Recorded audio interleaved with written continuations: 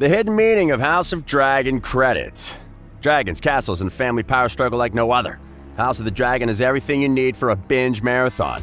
Even after the disappointing finale of its predecessor, House of the Dragon has promised to make up for all the loose ends that Game of Thrones left untied. Within the span of just 3 episodes, House of Dragon has become one of the biggest shows in the world right now, and for good reason. But as we move further into the world of the Targaryen household, new secrets unravel, completely changing what we knew Westeros and the Seven Kingdoms to be. So how is House of the Dragon making use of symbolism in its storytelling? And what is the hidden meaning behind the show's credits? Let's find out. Throwing it back. When the first episode of House of the Dragon aired, the fans were a little disappointed to see that the show did not feature an iconic opening song like its predecessor.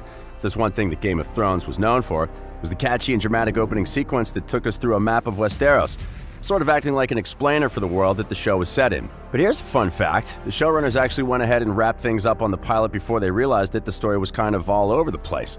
With such a massive kingdom and so many families fighting for the Iron Throne, the fans needed a map to orient themselves in all the locations where the story was taking place. Now, if you've read the books, you would know that George R.R. Martin would always have a map right in the beginning. The fans could keep returning to this map to see where exactly the story was taking place. And so the opening credits of the main show worked the same way as the map.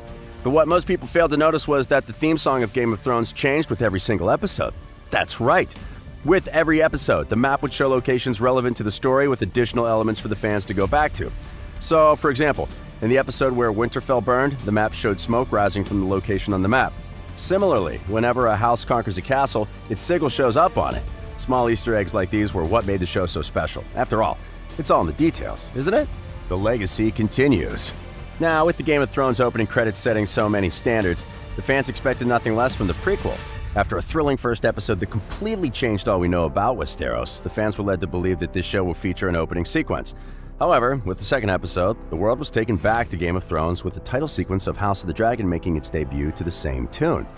This way, the showrunners triggered a sense of nostalgia within the fans, and even the ones who decided to skip the prequel after the wreck that was the Game of Thrones finale can't help but be transported back to Westeros when the familiar tune starts to play. However, there is a stark, no pun intended, difference between the two sequences. Like we just talked about, the Game of Thrones title sequence was a map to Westeros that changed a bit depending on the story of each episode. However, by the looks of it, in the title sequence for the prequel, we will only see major changes in the map when the Targaryen family itself goes through some major change, such as a birth, a death, or a marriage. So while the map of Game of Thrones was essentially a map of the kingdom, the one in House of the Dragon is the key to understanding how complex and widespread the Targaryen clan is. The flow of the blood. The House of the Dragon opening credits shows us the Targaryen family tree along with all the buildings and important sites in Old Valyria. However, when the fans notice right from the start is that there's a stream of blood that flows through the family tree. As we move from one Targaryen faction to the next, the blood keeps filling in all the gaps, maybe symbolizing how the Dance of the Dragons is going to wipe out generations of the family in the biggest civil war that Westeros will perhaps ever see. So, if you notice in the third episode, Queen Aemma Arryn's gear is filled with blood because the queen passes away in the very first episode. But Viserys' gear is still intact, which shows that the kind is not going anywhere anytime soon.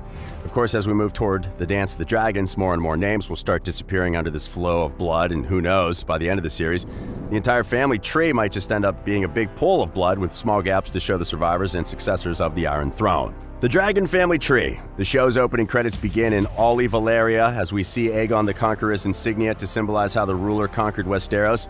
His blood then flows down to his 2 wives, Visenya and Rhaenys, and that's when we start following Rhaenys' bloodline, showing that the story of the House of the Dragon essentially starts with her. We then see her son King Aenys I Targaryen, his son King Jaehaerys I Targaryen, who has overline gears extending from him and his wife Alysanne's gears. We then have Balon and Alyssa, whose son Viserys rules the throne as the show begins. And well, you know how the blood flows from there. So for anyone who's having trouble figuring out which Targaryen is which, maybe a closer look at the title sequence will clear up your confusion. The blood then flows from Viserys to his brother Daemon, and then Rhaenyra Targaryen, who is named heir to the throne in the pilot episode. However, we then have Viserys' gear shifting in another direction as he marries Alicent Hightower, who gives birth to tons of children, including sons who hope to take over the kingdom after their father. However, since Rhaenyra has already been named heir to the throne, we see the opening credits end with her spinning gear and insignia, symbolizing that she is going to be at the heart of this story. The converging storylines. For those of you who don't know, House of the Dragon is based on George R.R. Martin's novel Fire and Blood and tells us the story of the Targaryen Empire and how it became what it was in the first season of Game of Thrones. The show is set in the time of King Viserys Targaryen and gives us a look at the intense power struggle that went on in the family of the dragons as Viserys is caught between his firstborn, Princess Rhaenyra, and his brother, Prince Daemon, and the entire House of Targaryen goes at each other to rule the Iron Throne. However, the show's opening sequence fails to show plenty of members of the Targaryen clan who are essential to the story. For example, one of these characters is King Maegor Targaryen, who went on to rule the kingdom after Aegon the Conqueror passed away. But since Maegor left no heirs, it makes sense why his character is skipped from the story. Several other Targaryens have also failed to make the cut, but with a new revelation making its way to us with every single episode of the show, it's still pretty soon to say which characters are going to be part of the show and which aren't. However, one thing is for sure, the show's opening credits do touch upon the fact that we are still in Westeros, and while the Targaryens might be the overruling majority here, the other houses also do have a say.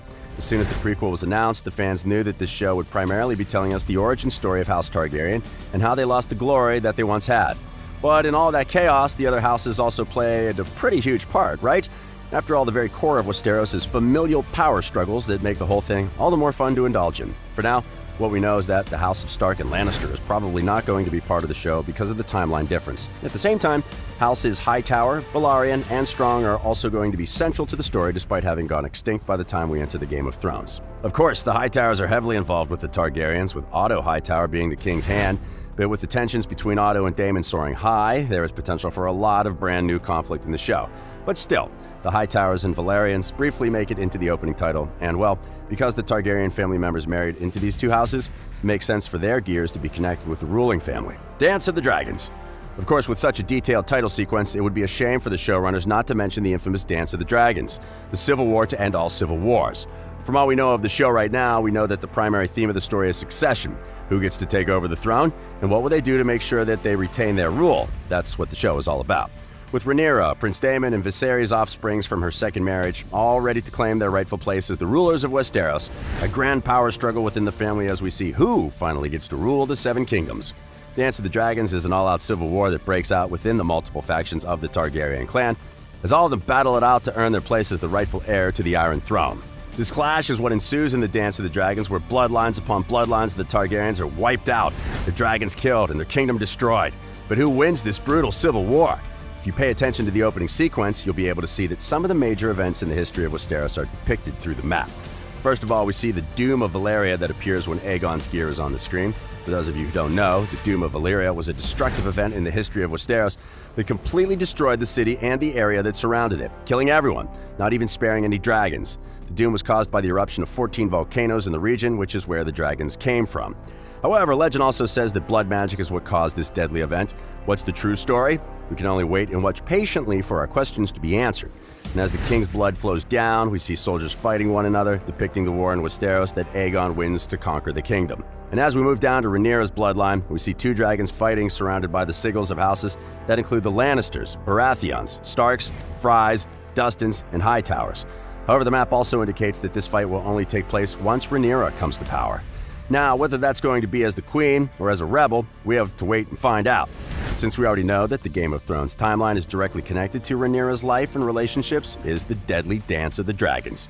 And that's all for today's video. If you enjoyed it, give us a thumbs up, subscribe to the channel to Focus for more related news. Until next time, we'll see you. Goodbye.